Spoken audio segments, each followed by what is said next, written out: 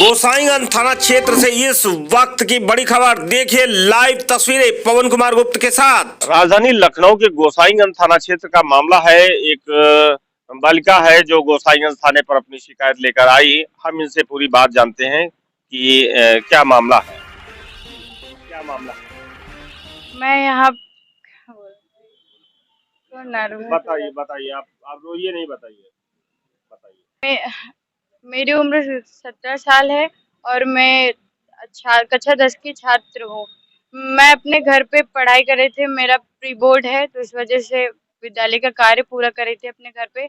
मेरे घर के बगल में जो पाचू लाल हैं, मेरे पड़ोसी, क्योंकि वो आए दारू पी के आए, वो रोज का वही काम है, हम किस दिन का बता दें, लेकिन 28 तारीख को पहला महीना 2025 वो हमारे घर के बाहर आते हैं।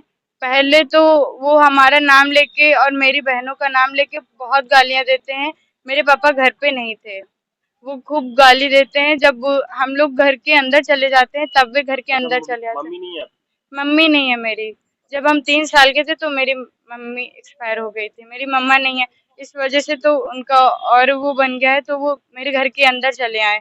और जब हम उनको ऑब्जेक्शन करने लगे तो वो गालियां देने लगे और अपने प्राइवेट पार्ट जो थे, उनके कपड़े वो सही जगह पे नहीं थे, उनके जो गुप्त अंग थे वो दिख रहे थे, वे बदतमीजी कर रहे थे। दिखा दिखा के? हाँ, वो दिखा दिखा के बदतमीजी कर रहे थे और उन्होंने मेरा नाम लेते हुए कहा कि हम आपका प्राइवेट पार्ट खराब कर देंगे।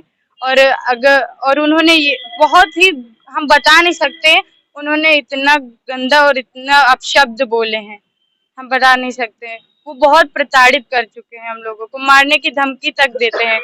और उन्होंने कहा कि अभी हम आपके साथ मतलब प्राइवेट पार्ट के साथ रिलेशन करेंगे तो अभी आपके मतलब लड़का होगा, ऐसी ऐसी बातें बोलते हैं। कितनी उम्र है आपकी? मेरी 17 है अभी।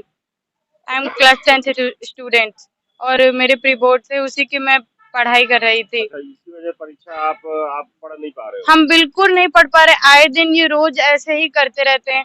हम स्कूल से आते हैं, घर में घुस जाते हैं, घर में घुस जाते हैं। और अगर हम इसकी शिकायत इनके घर वालों से करते हैं, इनकी धर्मपत्नी का नाम है विद्यावती और इनकी दो बालिकाएं हैं वो जो ज्यादा बोलती हैं।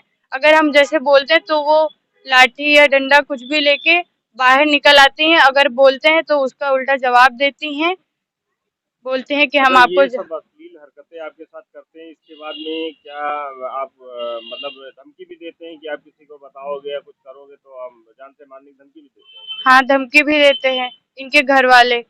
अच्छा, इनके घर वाले धमकी भी देते हैं कि अगर आपने ऐसा कुछ किया तो हम भी जान से मार देंगे, ऐसे धमकियां देते रहते हैं। कितनी बहनें हो आप? हम लोग 3 बहनें हैं। आप बड़े हो कि सबसे बड़े हैं और मेरी छोटी बहन है जो क्लास 7th में है और उससे भी छोटी है, वो केजी में है। मुझे नहीं पता था कि ये अंदर तक चले आएंगे। इन्होंने आके इतनी अश्लील हरकतें की कि मैं तो पहले गई चौकी पे, अपनी एप्लीकेशन लेके गई, लेकिन उन्होंने कोई भी एक्शन नहीं लिया। क्या कहा? उन्होंने कहा कि 3 दिन लगेंगे। अच्छा। हाँ, और हमारे साथ ये घटना हो रही है। मेरे पापा ड्यूटी पर रहते हैं, अगर हमारे साथ ये सब हो जाएगा तो कौन जिम्मेदार होगा इसका। अच्छा, ये लगातार हरकतें ये आए दिन रोज होता है। फिर भी पुलिस ने कोई कार्रवाई अभी तक नहीं, आए दिन हमने उनसे बोला भी कि ये आए दिन रोज होता है, लेकिन उन्होंने हल्के में लिया इसको। उन्होंने कहा 3 दिनों में देखा जाएगा। अगर हमारे साथ कुछ हो जाएगा तो इसका जिम्मेदार कौन होगा? उनको एक बार घर आके जांच तो करनी चाहिए थी। आखिर मुख्यमंत्री जी की साफ सुथरी सरकार है और उनको एक बार घर तो आके देखना चाहिए था ना। मुख्यमंत्री जी से कोई क्या कहना चाहिए? अभी हाल ही में 26 जनवरी आई थी, उसमें कॉन्स्टिट्यूशन में लिखा गया महिलाओं के अधिकार, लेकिन अभी भी कोई भी उस हिसाब से देखा जाए तो कोई भी अधिकार नहीं दिया गया है। हम लोग पढ़ते हैं तो फिर उन्हीं की मर्जी से, अगर हम लोग पढ़ रहे हैं तो वो गालियां दे रहे हैं तो गलत है ना।